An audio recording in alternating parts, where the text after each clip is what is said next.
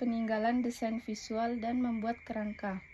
Menyusun jadwal, guru membadu siswa agar menggunakan 40 menit waktu ini untuk pengumpulan data dan 20 menit untuk eksekusi desain.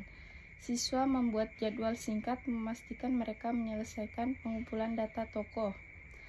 Implementasi dan monitoring proyek, guru mengawasi dan membimbing setiap kelompok, memberikan umpan balik dan memastikan integrasi data.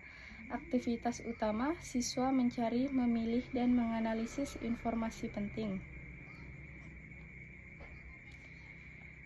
Menguji hasil, guru meminta minimal 2 kelompok untuk mempresentasikan. Kelompok yang ditunjuk mempresentasikan hasil proyeknya. Ketiga, penutup 10 menit. Evaluasi formatif, guru memberikan apresiasi terhadap hasil proyek. Refleksi diri, ibrah, guru meminta siswa secara individu menuliskan 1 pelajaran ibrah yang paling penting yang mereka dapatkan dari kisah peradaban Islam di Andalusia. Tindak lanjut, guru mengumumkan pengumpulan materi pertemuan berikutnya. Doa dan salam. Asesmen, jenis asesmen, teknik dan bentuk, aspek yang dinilai. Asesmen formatif, asesmen sumatif, dan asesmen sikap. Baik, untuk metode pembelajarannya, untuk PowerPoint metode media pembelajaran Islam di Andalusia. Awal mula penaklukan, membuka gerbang Eropa menuju pencerahan. Penaklukan 711 Masehi, Tariq bin Ziyad, panglima perang Bani Umayyah yang memimpin pasukan menyeberangi selat dari Afrika Utara. Strategi berani, dikenal dengan pidato legendarisnya sebelum pertempuran yang membakar semangat cepat, mengalahkan Raja Roderick dari Visigoth dalam pertempuran Guadalete, membuka jalan. Selanjutnya, wilayah Al-Andalus.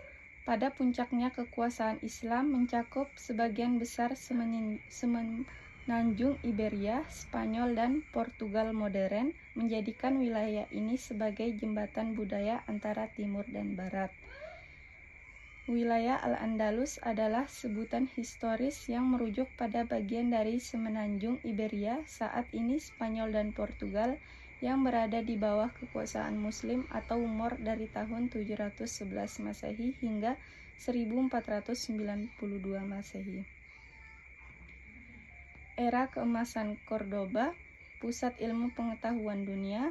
Cordoba menjadi pusat intelektual terkemuka di dunia, jauh melampaui kota-kota Eropa lainnya pada masa itu.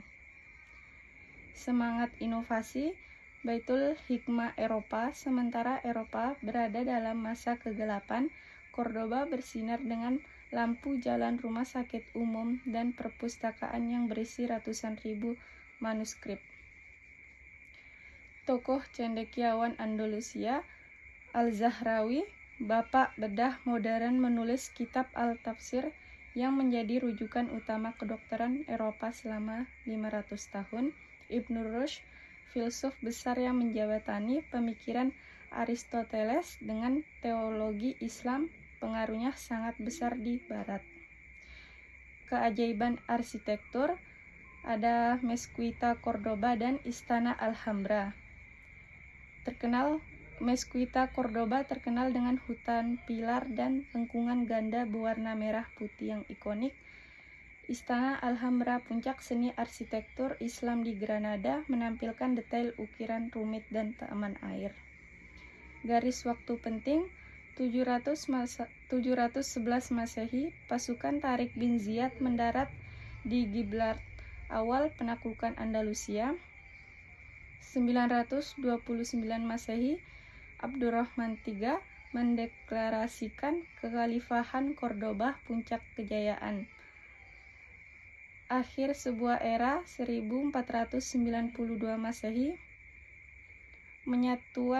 penyatuan Kristen, pernikahan Ferdinand dari Aragon dan Isabella dari Kastil menyatukan kekuatan Kristen Spanyol.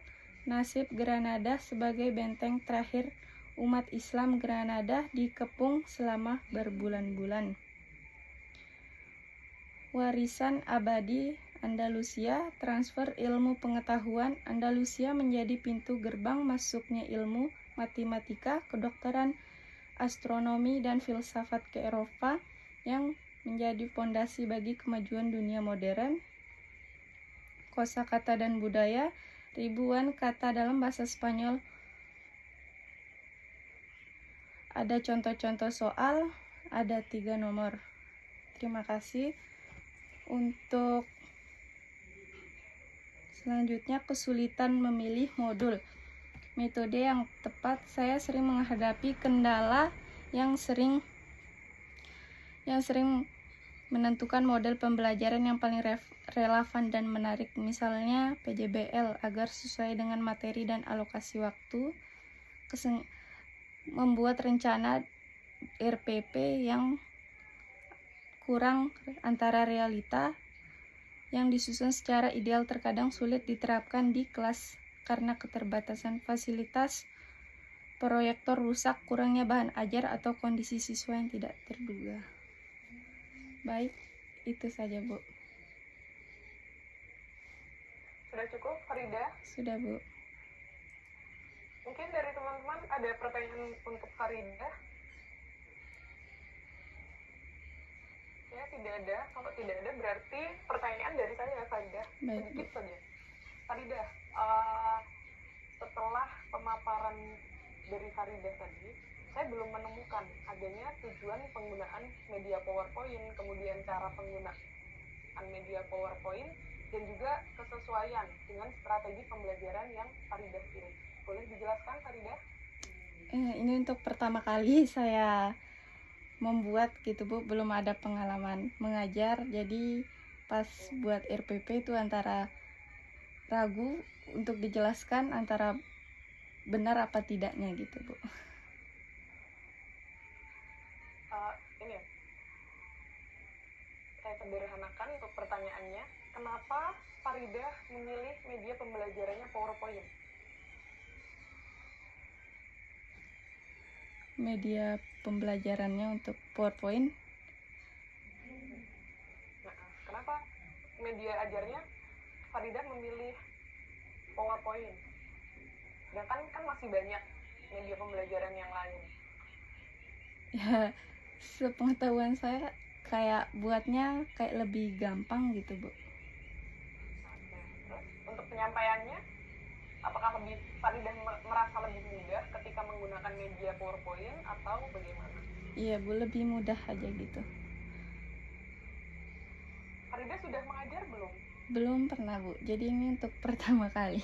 Oh, belum. Oke. Baik, terima kasih. Iya, Bu, baik. Cukup ya, Farida? Iya, Bu, terima kasih. Terima kasih. Assalamualaikum warahmatullahi wabarakatuh. Mungkin yang lain